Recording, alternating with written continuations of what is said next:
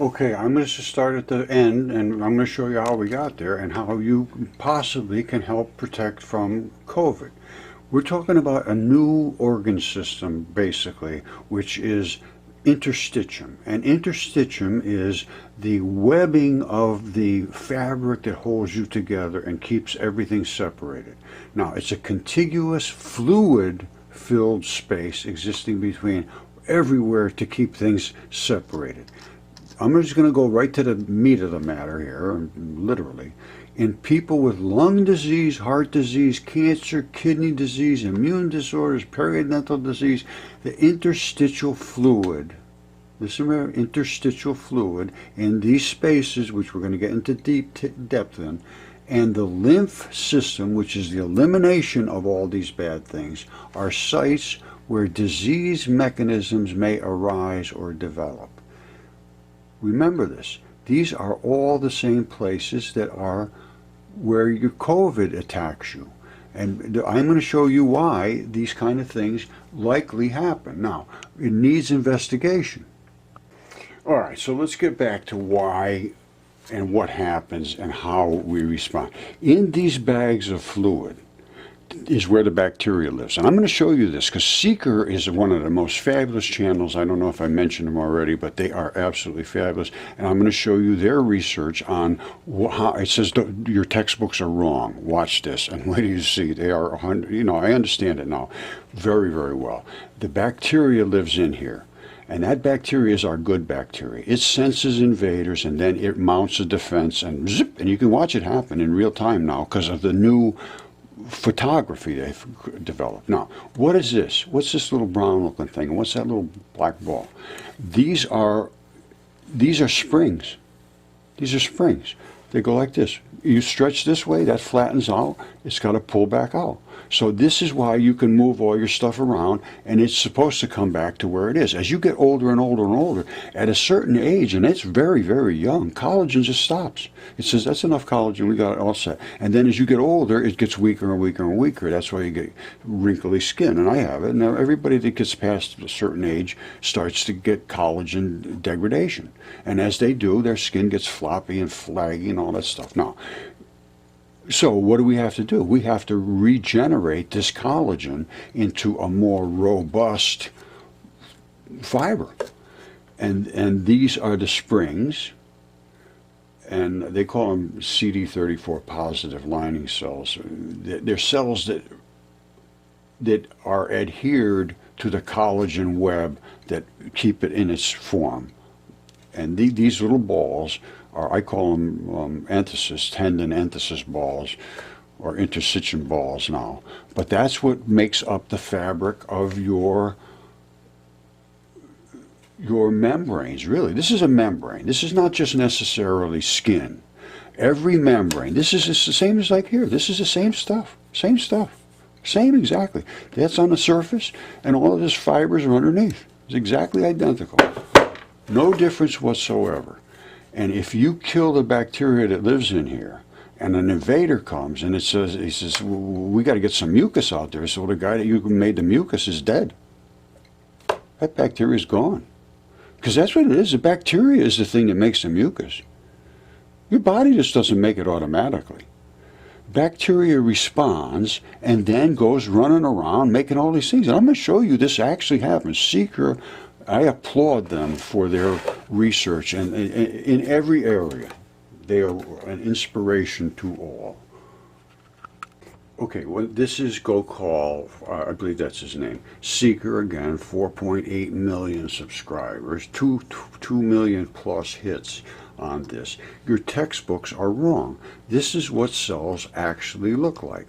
Now, where do you see this? And the reason they're able to see this now is because of the different ways they're using light to see these things without really damaging the tissues that they're looking at.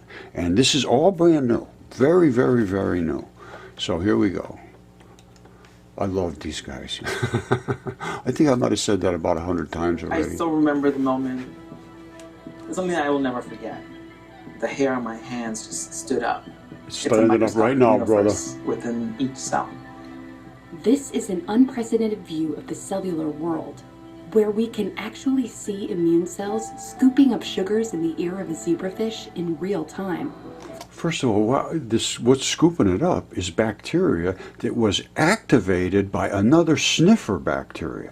Listen to what he says. 3 types of these bacteria. Now, I think he calls them cells. I can't remember. But they are different bacteria. One of them goes out sniffing to see if there's any issues.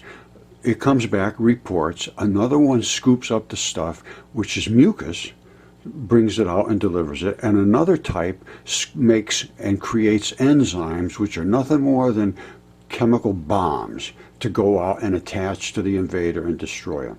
So you need all of that chemistry correctly. You need all the correct blood metals, which are called the metal complexes inside the blood, to attach to these little particles that need to be picked up and delivered. So there's it's just like your car. You need oil, you need gas, you need all these different things. You need stuff for your refrigeration, you need it. And if everything's right, everything works. Something's wrong, something doesn't work. And if something doesn't work that protects everything else, then everything goes bad. And that's the case with membrane invasion. Focusing only on the crawling immune cells, we've noticed 2 classes of them. One team was not hungry at all, but it was very active in terms of trying to figure out, what the environment is. There was another one that was kind of slouching around with a lot of food in its belly. We can actually conceptualize and visualize and analyze the contents of each of these cellular compartments in this crawling immune cell as it's kind of, scooping up its environment. I mean, that is a level of details no one's seen before. Just so you understand, this is the membrane that surrounds this immune cell. This membrane has bacteria bound in it and within the watery substances within. And it also has the chemistry built into these cells, these immune cells, so that it can mount a defense. So what do you need? You need the boundary intact so that it can take in and deliver out through these little portals. And you just saw it. He says it scoops all this stuff up. Well, to my thinking, it was one or the other. It was mucus, or it was some chemistry that it went and grabbed a couple of molecules from 1 or 2 or 3 or 4 or 5 of these other guys and built a bomb and sent it out. And they work that fast. I mean, it's spontaneous, instant, absolutely instant, what a catalyst in your body can do versus what happens over just a course of sitting around. It's just phenomenal. I mean, nobody can understand this until you start really digging deep. We're living in a new era of cell biology. Yeah, we are, absolutely. Okay, again, this is Seeker. Now, they just put this out. It's called COVID-19, and strange symptoms of why COVID-19 affects the skin, the sense of smell, and more. Again, these guys are the best. They got almost 5 million subscribers, and if you don't subscribe to them, you are missing out. Now, I'm just going to let it play, and again, it's Fair Use Act, and this is in the hope that we can help people that have, specifically the long haulers. Once you get COVID, you're in trouble. If you are in there and you have damage, they're doing double lung transplants now. I saw a guy had to have double lung transplants. They just completely collapse the lungs. From the things that I'm talking about, and it says kerogens, collagens, the bacterial communities are destroyed. No response to the invasion. Therefore, you get gigantic amounts of inflammation that breaks the actual structure of the collagen, and then those fibers, I don't know how easy it is to regenerate them. I think there may be a way, and it may be as simple as bone broth and some other, what they call peptides. And we'll talk about all this in kind of good detail. And I am a researcher, so I'm not telling you to do anything or not do anything. I am presenting research. I don't do this exactly everything myself. I use other people's things to present what their interpretation of things are, and then as a learning or educational response, I give my take. I'm not always right, but I believe this is the meaning of Fair Use Act, and I can use these these videos and so forth, and I appreciate everyone, and I will always mention who it is. And Seeker, absolutely fabulous. You know, some of the stuff I get, I don't know even who sent it to me. So if I ever use anything that somebody wants credit for, just tell me, and I will say, hey, oh, guess what? Like, you know, I work with the top people in the world, absolutely the best people in the world, as you will see. Gil Headley, another guy from Germany, Robert Schlief, I think his name is. But you know, we're trying to understand what this fascia is all about and how important it is, and it is extremely important. So let's look at what they're talking about COVID-19, because this is all fascia. When COVID-19 first started popping up in the news, its symptoms were described as a fever, a dry cough, and sometimes shortness of breath. But now, researchers have compiled a more exhaustive list, including skin problems, a loss of smell or taste, and even neurological symptoms. It can harm the lungs, the kidneys, and even the circulatory system. And what about those purple COVID toes? When COVID-19 began, I think it was surreal for all of us. And as a physician, me and my colleagues around me, and really every specialty, recognized this was a special time in our careers where we had an opportunity to potentially make more of a difference in the world than we may ever have in our entire lives. Dr. Fernandez is one of the many doctors and Sorry about that. researchers focusing on the symptoms or manifestations of COVID-19 to better understand what exactly we're dealing with.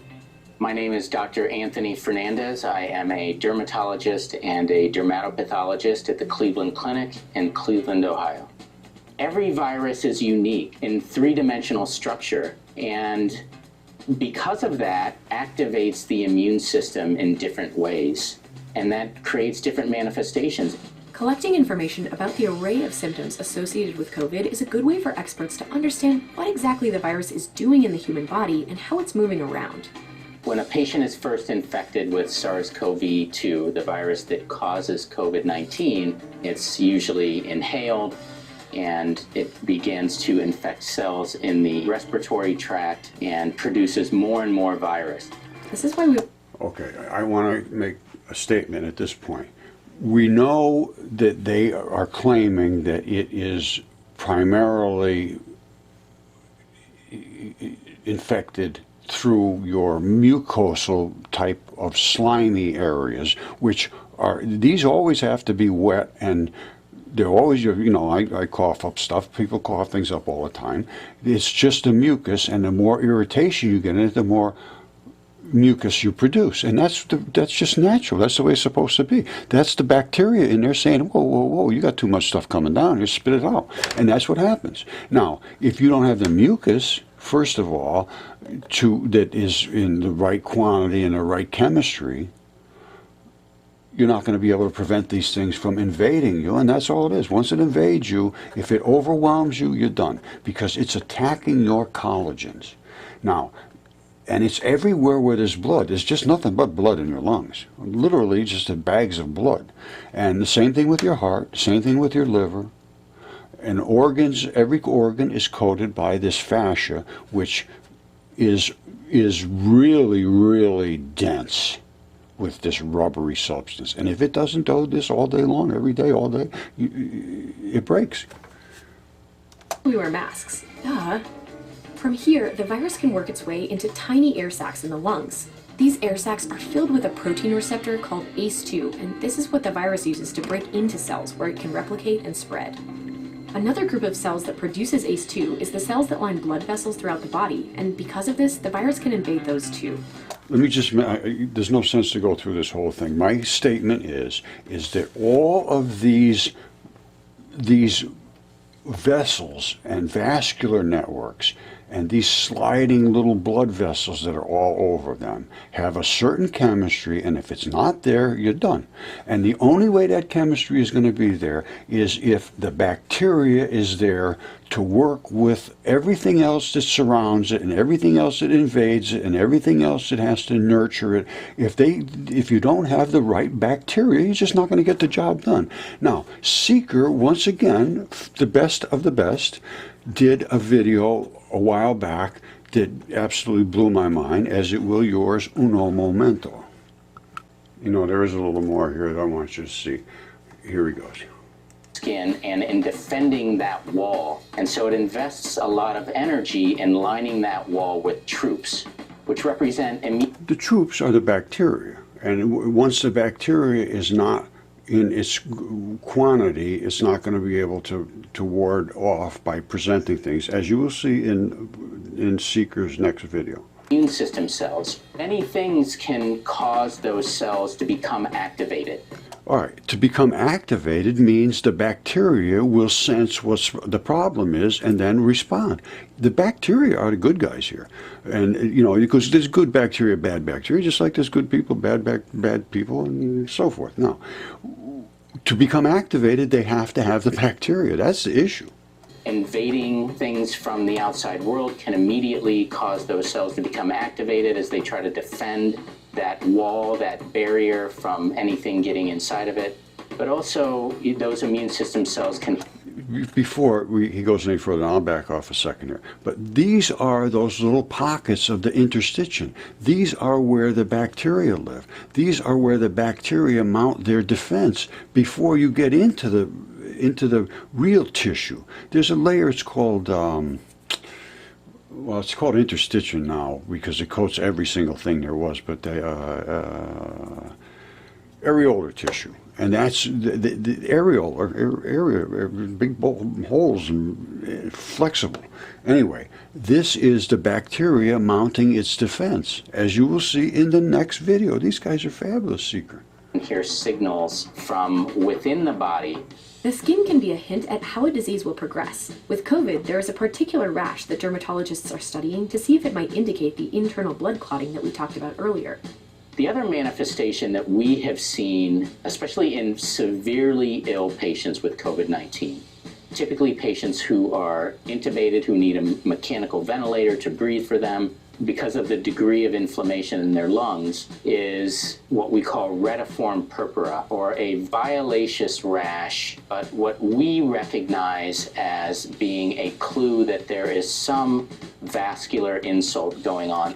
Let me just mention, they're showing blood cells, but the vascular insult is that these collagens are just literally being broken. And I saw the first autopsies that were ever done on COVID patients, and they didn't allow them, I don't think, for a while. So I don't know how I ran across that, but they were like all these things that are supposed to be like this were all busted up and twisted up and broken. And once they're broken up, I don't know if this is them or not, but once they are damaged, that's it, they're done. I don't know if you can replace them or not. There is some possibilities, as I said, maybe even as simple as bone broth, because that is where there's a ton of collagen in that. And there's a couple articles, and then there's people selling these products. As a matter of fact, I have some right here. This is a collagen matrix. Now, I don't know if it's any good or not. As a matter of fact, I just got it, so I'm going to see. Anyway, here goes. Underneath the skin, either clotting in the blood vessels or inflammation around the blood vessels. Inflammation is just somebody invading it. It's trying to fight back. And if it doesn't have the right chemistry to fight back, it says, try anything. Throw some hand grenades out there. And then eventually, the stuff they're trying to fight back with, not having the correct chemistry to fight back, invades your own body, and then it turns on yourself. And then there's nothing you can do after that, unless you can get the correct bacteria in you. And I got ideas, but who knows? Which we call vasculitis. And as for side effects of the vaccine, one of the most common manifestations in the skin has now been dubbed. All right, we're just going to talk.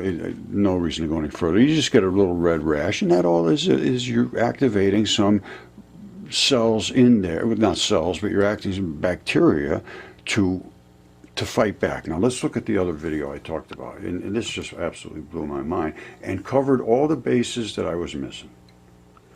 Okay, just so you understand, this is, I'm being honest. Interstitium is this is a statement from Tom Myers, who is a very highly regarded anatomist. He knows Gil Hedley well, apparently.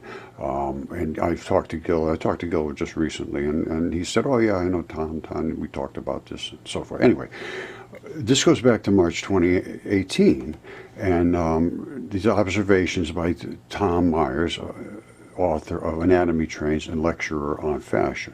And they met at some convention in Berlin not too long ago, Berlin, Germany, I guess. And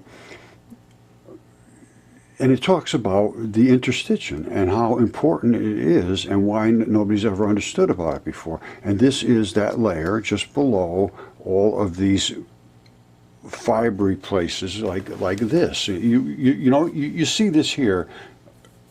And if this was living, it would have sort of all these little things sticking up. I'm sure. I'm not positive, but I think so. Anyway, the system recently dubbed interstitium part of the fascia system.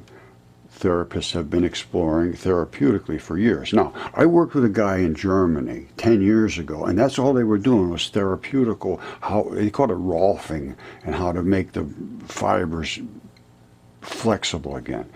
But anyway, now they think it's a body-wide communication system, push-pull mechanical information, system of collagen, elastin fibers, exactly what we're talking about, suspended in a mucousy gel that binds with intercellular fluids. Exactly what I just showed you. This system is closely aligned with the lymphatic system, which is the disposing of the garbage in your body, and the white blood cells, which are the protective immune cells of the immune system, has been explored as part of how cancer might be spread or contained. What it is if you don't have that same type of bacteria, and it lives not only in one place, but that same exact bacteria may be necessary in 100 places in your body. And some of them may be dead, some of them may still be active, but if you don't keep them alive, you get stage 1, stage 2, stage 3. Oh yeah, now it invaded some other part of your body. Well, you don't have the bacteria, then you're done. And here it is right here. It says that viscosity, sudden forces minimize damage, elasticity allows this, the plasticity allows remodeling. Now, the tissue system originally filmed in vivo and described in a number of papers and books by Dr. Jean-Claude Gilbertet and by Gil Hedley as Fascia and Membranes, and written about by him, this guy Tom, in Anatomy Trains. And I worked with Gil long ago, and he's tops. He's the top. Right? This goes back to 2018. He's showing this is what fascia is. Isn't that something? And they used to call it fuzz. They used to call it fuzz. They say it was nothing. They just cut it. And now they think that it could be all kinds of well, it is. It's your immune system, first of all. And it also binds up, and you need to keep it flexible. That's what the rolfing was all about. Anyway, I hope this helps. And, well, I don't know. Did I show you this? What's this?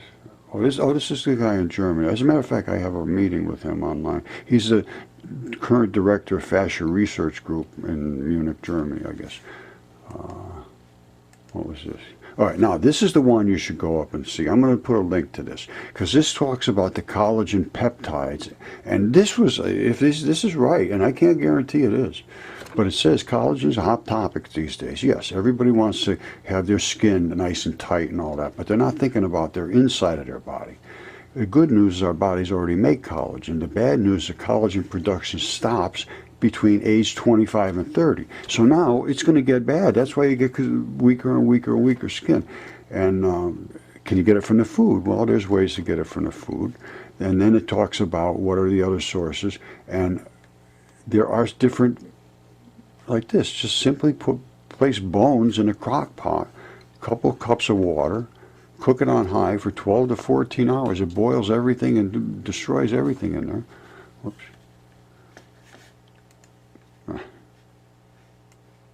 Oh, jeez.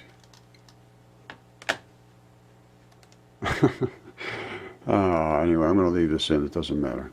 Now,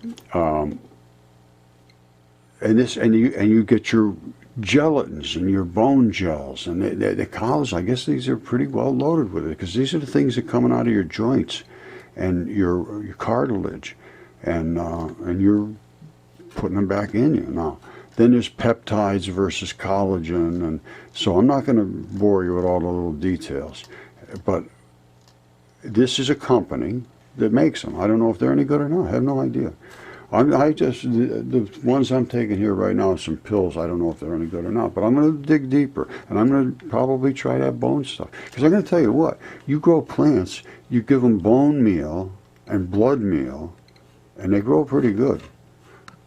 That's all there is for nutrition, is body parts that are broken down into things that can be consumed by other creatures.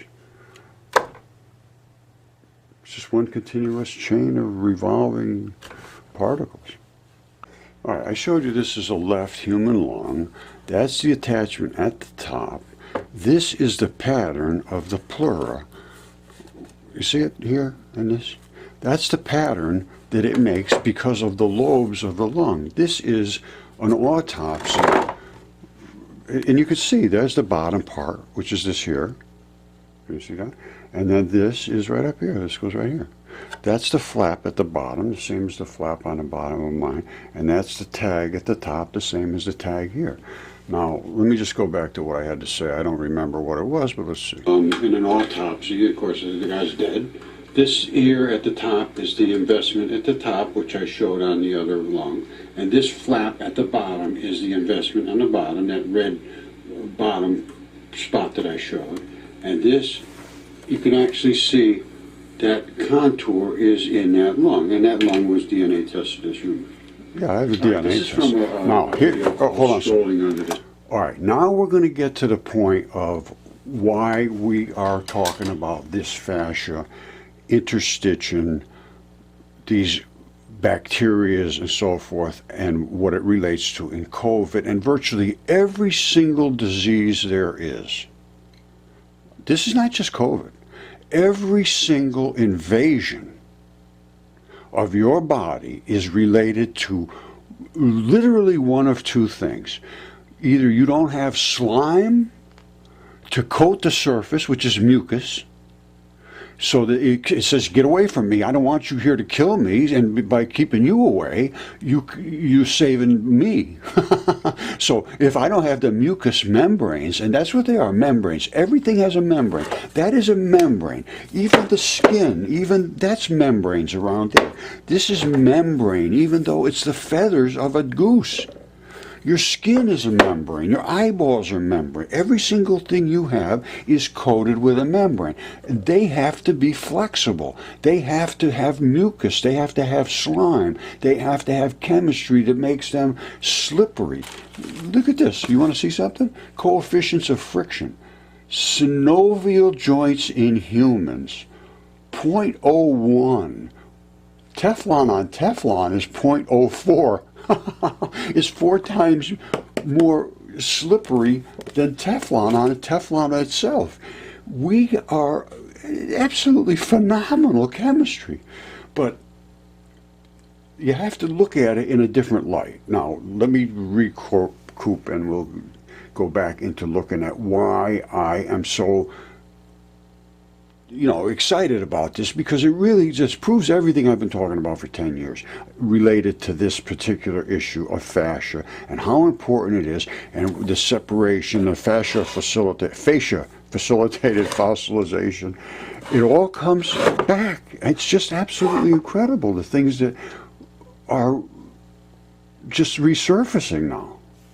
The skin, and it shows the way that the tendons slide within these sheaths, and how it actually works in the body. It's fascinating, and they've done all the research on this now, and they understand that these little blood vessels follow the tendons. You see them? So anyway, before I go anyway, those blood vessels are all being ripped and pulled back and forth, and if you don't have those kerogens and keratins and the chitins and all the things that are just tough as hell, they break. They break. They have to be elastic and fiber.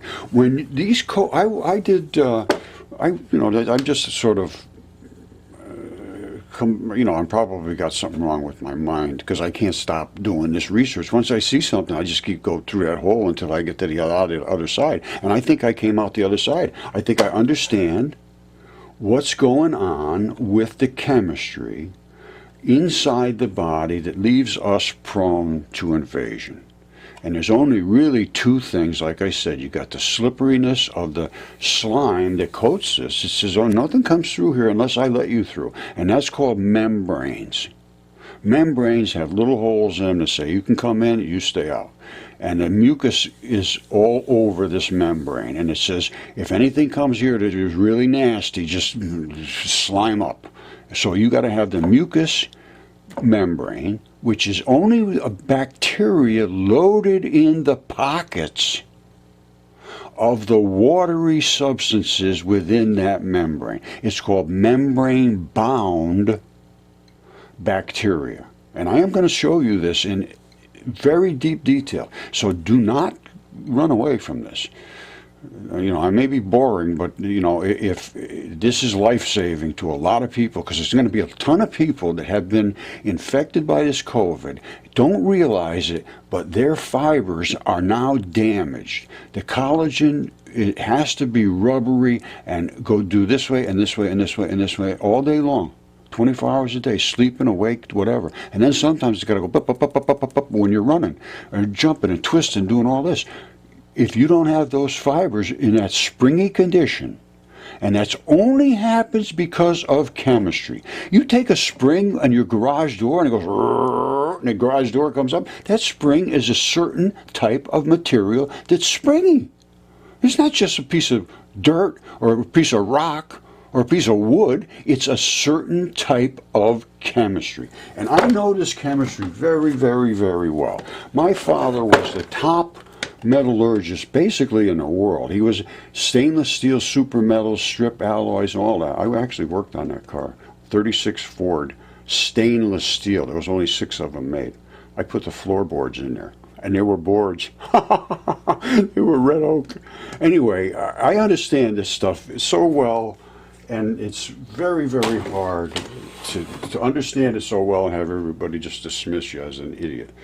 Anyway, that's my story. Here we go. That's what fascia is about, and every single fiber of your body is covered with fascia, and that's why these mudfossils separate on these fascial planes.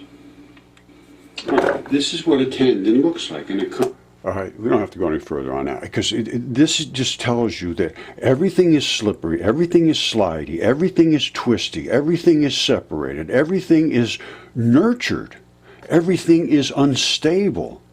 When you die, you rot or you become stabilized. And in watery, and I've done it, I made my own mud fossils, I've shown that dozens of times.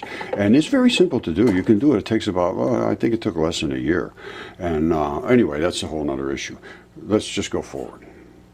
All right, here's the issue with the reason they never knew about the interstitiums, how important it was. They're using microscopes like this. You can see things, but you see them in their flat, just, they're tissues that are like sliced so paper thin that you can see every little detail within that slice, but that is not good. This is the kind of microscope you want here. This thing here, you can go all the way from here up, and see. I show it in great detail in all my stuff, and this is the kind you want. This is Celestron. I love this thing, and it's fabulous. Now, this is what interstitium is. We're getting back to the COVID now. Why do people get sick, and why does their lungs fail, and why does their skin start to, they're having these lesions on their skin, they're having what they call COVID toe, the lungs, the heart, the blood vessels, everything that's supposed to be rubbery and pulley, is now, it won't come back. It pulls and it breaks.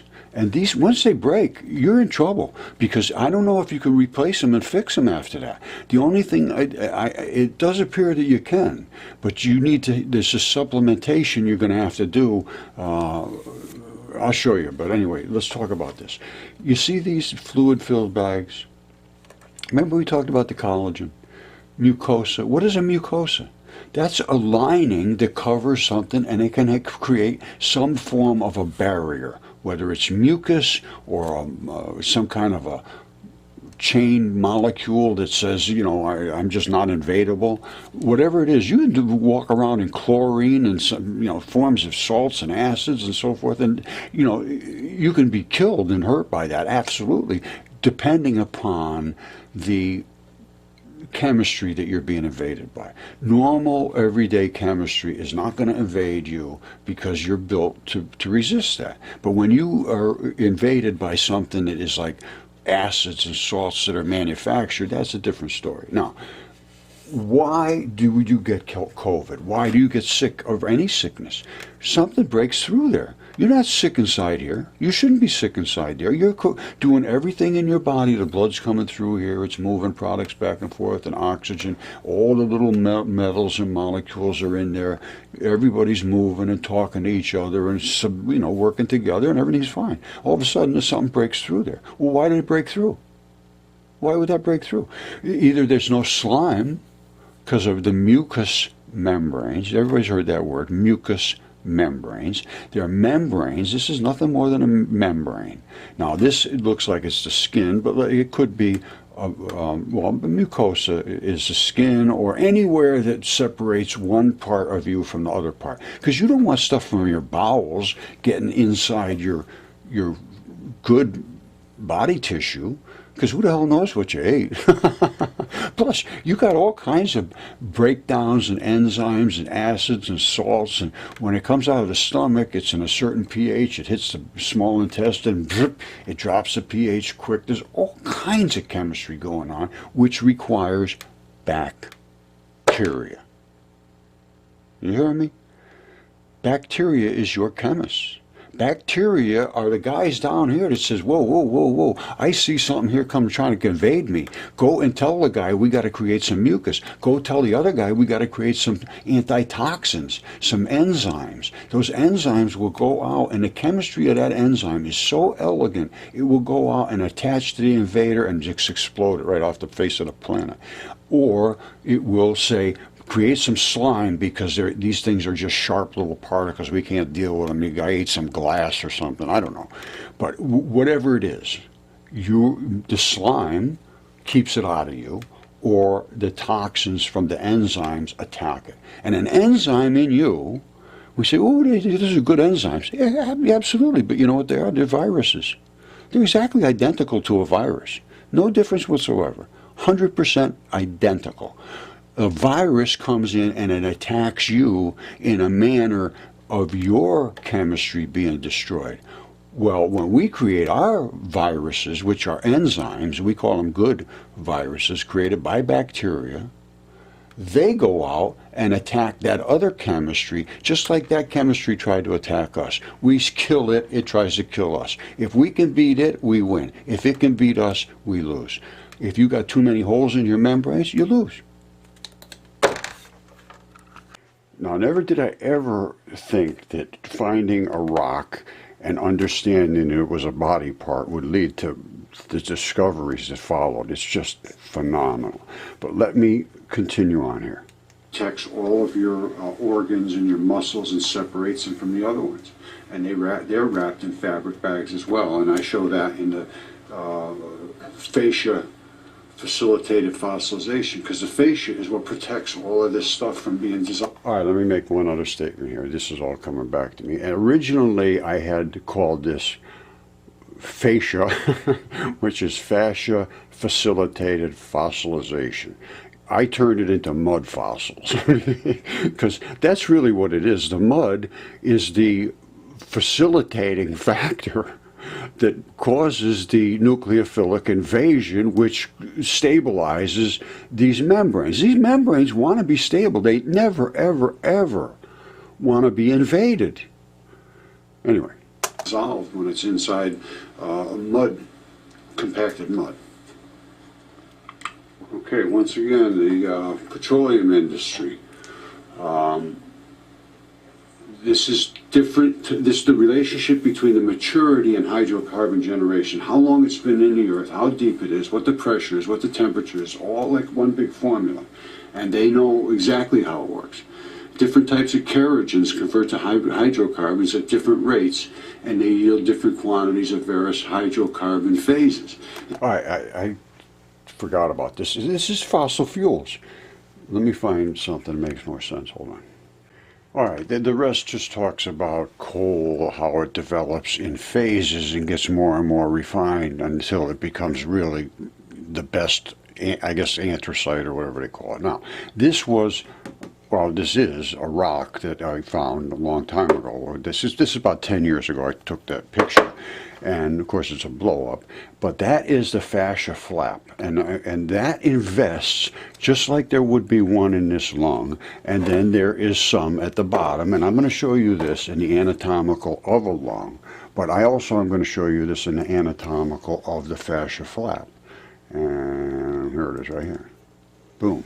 That is the same flap that I showed you right there. Now, of course, you can't see it all that well, but that's what it is. It holds this chunk into whatever that hooked into, just like this little spot right here holds this lung into whatever, you know, into the rest of your body. And I'll show you. It's kind of gruesome, but it shows it in detail. And this bottom flap is what holds the bottom in. Now, let's take a look at that. All right, now this, I have another lung here that's it's soaked blood out of it. You take these out of the ground, blood is a thing that just doesn't go bad, really. I mean, the blood is the best thing there is as far as preservation goes. However, it has to be in certain conditions that simulate what the body would want to have.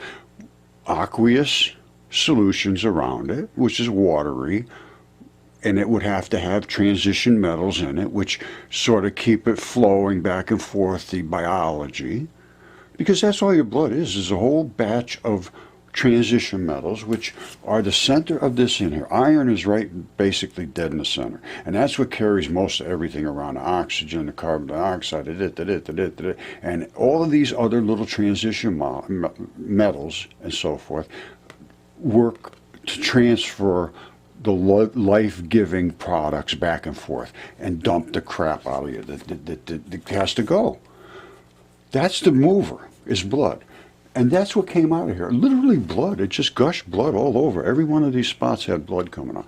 Now this lung, I sent what I extracted from these, and I extracted them somewhere down in here, a little pin drill or something. I know what it was a little pin drill. And I took it out, and I was careful. I used gloves and masks and all that stuff, and I sent it off, and it is what it is. And you can see the pattern. I'm going to show you again. You'll see the pattern. You can see the blood. You can see the investments. This is a left human lung. That's where the heart is, right there. And you see how flat that is? That's because it was in a flood. And the guy died like this. All the rest of his body came apart. The fleshy stuff literally turns into mud. That's what mud is. Red clay is red iron oxides, which is blood. And then the rest, tissue, which wraps around these organs and so forth, it stays pretty well preserved in a lot of cases, bones and so forth. But they always just thought they were rocks.